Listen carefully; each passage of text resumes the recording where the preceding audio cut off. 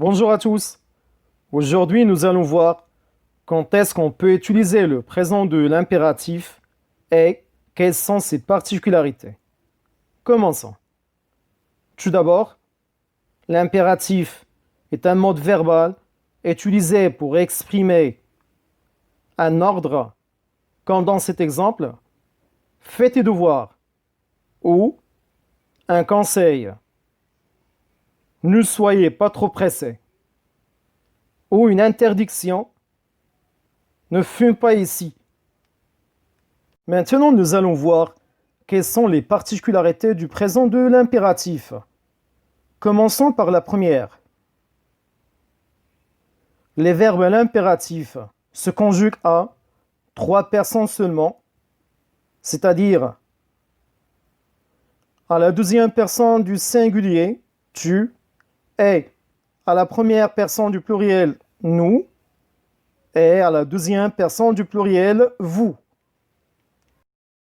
Deuxième particularité, un impératif présent, le sujet n'est jamais exprimé, c'est-à-dire que les verbes sont conjugués au présent de l'impératif sans pronom personnel.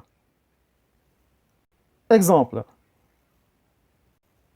Le verbe rester au présent de l'impératif reste, restant, restait.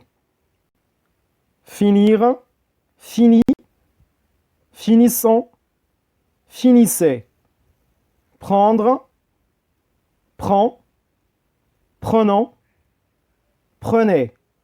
Vous remarquez que les terminaisons de ces verbes au présent de l'impératif sont presque les mêmes que celles du présent de l'indicatif, sauf pour reste à la deuxième personne du singulier qui n'a pas de S. C'est ce que nous allons voir ensemble dans l'étape suivante. Troisième particularité, les verbes du premier groupe ne prennent pas de S à la deuxième personne du singulier tu. Exemple, marche, joue, mange, etc. Donc ce sont des verbes qui ne prennent pas de S à la deuxième personne du singulier. Vous pouvez aussi appliquer cette règle sur quelques verbes du troisième groupe comme offrir, offre, ouvrir, ouvre, souffrir, souffre, cueillir, cueille et savoir, sache. Pour les verbes pronominaux, ce sont à la forme affirmative, les pronoms seront placés après le verbe avec un trait d'union. Prenons un exemple. Cette phrase elle est au présent de l'indicatif, on va la transformer au présent de l'impératif. Tout d'abord, on va enlever le sujet, le pronom personnel nous, et après, on va déplacer le pronom réfléchi, on va le mettre après le verbe avec un trait d'union, ce qui donne amusons-nous. Faites de même pour cet exemple. Vous vous amusez.